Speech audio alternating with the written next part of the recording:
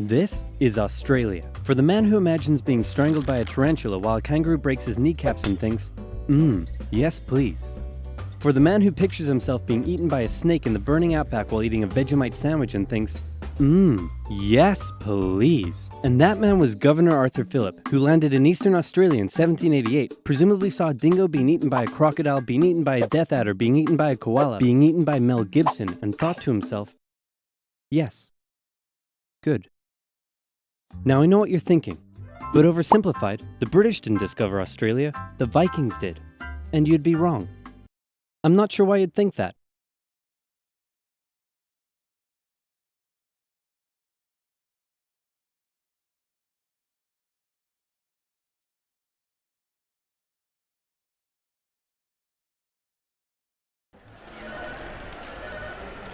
Buy! Man, this is great. The market will continue to grow forever. But what if it doesn't? Oh crap, I never thought of that. Sell!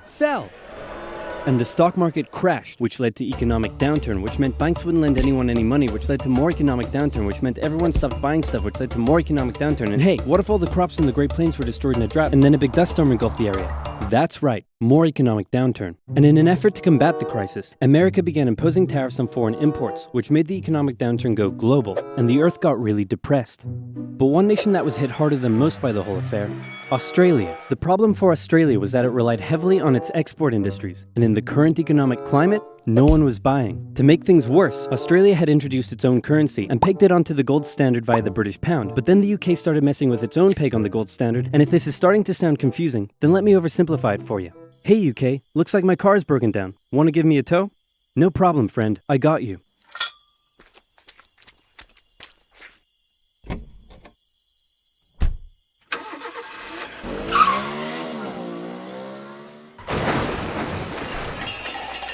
More economic downturn.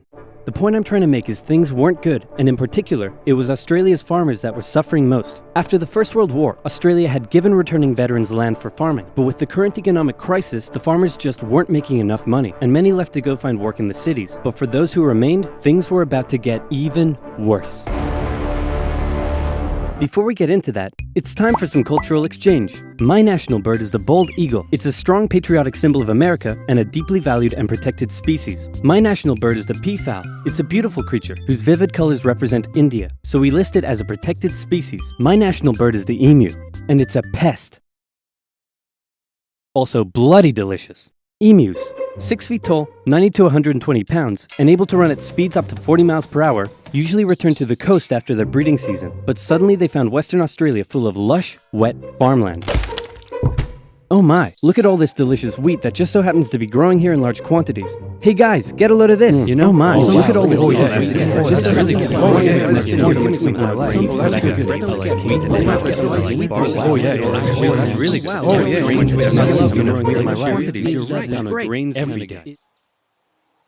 Hey, who left this big hole in the fence? Guys, get a load of this. Oh wow. What I am. Great. What a lovely morning for some farming. What? Those damned emus, they have it in for me. They're bullies. They're nothing but bullies. Calm down, Bruce. They're just animals. It's not personal. Hey, Farmer Bruce, where did you find that hat? The toilet? Yes. 20,000 emus cost the already struggling farmers millions more pounds in lost crops and damages. The situation couldn't continue like this. Something had to be done. So in 1932, the farmers turned to the government for help. You'd think they'd go to the Minister of Agriculture, but these farmers said no. This is a job for the military. So they went to George Pearce, the Minister of Defense. That's right, Australia was to go to war with the emus. But not everyone was happy with the idea. This is barbaric. We can't go slaughtering thousands of our own national bird. Oh, come on, guys. The machine guns will make it quick and painless. Machine guns? You're using machine guns? This is animal cruelty. Look, I know it's unusual, but it's not like we're poachers turning the birds into feather hats. Think of the benefits. It'll be good target practice for our boys. The government can show it took action. Plus, I can get myself a nice new feather hat. Did I say feather hat? I meant I want to gather chat with you about getting you all some nice new feather hats. Did I say feather hats? I meant I want to wage terror at these emus. and turn them all into feather hats. Damn it! Of course, Pierce first made the farmers sign an agreement saying that they would pay for the whole thing and that Pierce wouldn't take any of the blame if the operation, that was clearly very stupid, turned out to indeed be stupid. And the operation went ahead. Major G.P.W. Meredith and his men were sent with 2 Lewis machine guns to hunt down and take out the evil emu population in Western Australia. Target spotted. Well, was it an emu? No, sir. It's an emo. Damn it, Jones. Learn your vowels. I'm sorry. Okay, it looks like the humans are coming for us. But check this out. I've come up with an amazing plan. See if you can follow me here, okay? When they approach, we run away. Sir, you're a genius. Pierce sent a camera crew along with the machine gunners to capture some good old propaganda for the government. And the first battle took place in November at Campion. The men spotted a mob of emus from a distance, so they set up their guns and opened fire. The emus split up into smaller groups and ran in every direction. The men were only able to kill what they called a number of birds, but the vast majority got away. Cut!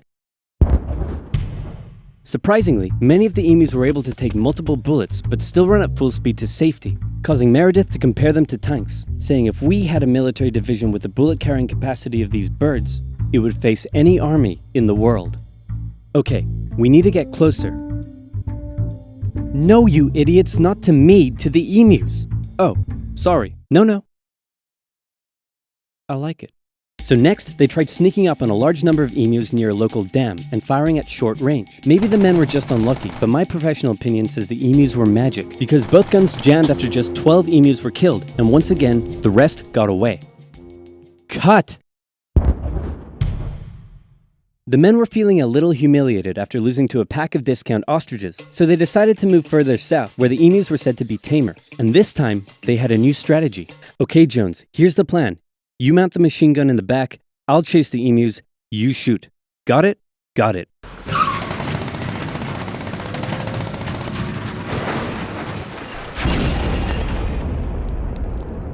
I'm gonna shove that camera up your... The operation was a fiasco, and the press had a field day. In Parliament, Pierce was lambasted, and an opposition party member suggested that medals should be handed out to the emus, who had won every round so far. Pierce, feeling quite humiliated, called the operation off, but 4 days later the farmers approached again and said, "Hey man, the emus are still eating all our crops. Can you send the army back out here?" And Pierce was like, "Yeah, okay." So the operation was back on for round 2. And this time Meredith and his men had learned the emus' guerrilla tactics and were much more successful, with reports suggesting the men were cutting down 300 emus every week. I hope you boys are getting great footage of this. What on earth are you filming? Despite the success, the media had lost interest in the whole thing. But with 1,000 emus killed, Pierce finally ended the operation and returned to Parliament declaring victory for the humans. So there were 20,000 emus out there destroying crops, and you've killed 1,000. Meaning there's still 19,000 emus out there. Yep. And in addition, you've burned through 10,000 rounds of ammunition. Meaning you wasted 10 rounds per confirmed kill. That's right. Yeah, I'm gonna go ahead and call this one for the emus. At least I got a feather hat. What?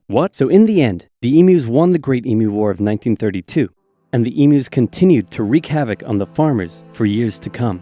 The government introduced a bounty system, which saw some success. But for a moment, let's take some time to remember the brave men who said goodbye to their families and risked their lives to take on the great, evil emu population in Western Australia. But even more importantly, let's think of the friends they made, the bond they created, and the memories they shared. Take me home to golden fields and sights of days gone by. It's where the heart lies with stories on... Hey, guys? I solved the emu crisis. Really? How? I just made some better fences.